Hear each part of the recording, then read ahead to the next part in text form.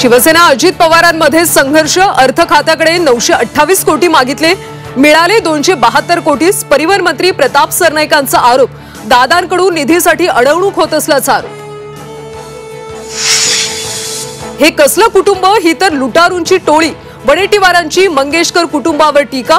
मंगेशकर कुटुंबाबद्दल असं वक्तव्य करू नये, अजित पवारांचा वडेट्टीवारांना सल्ला।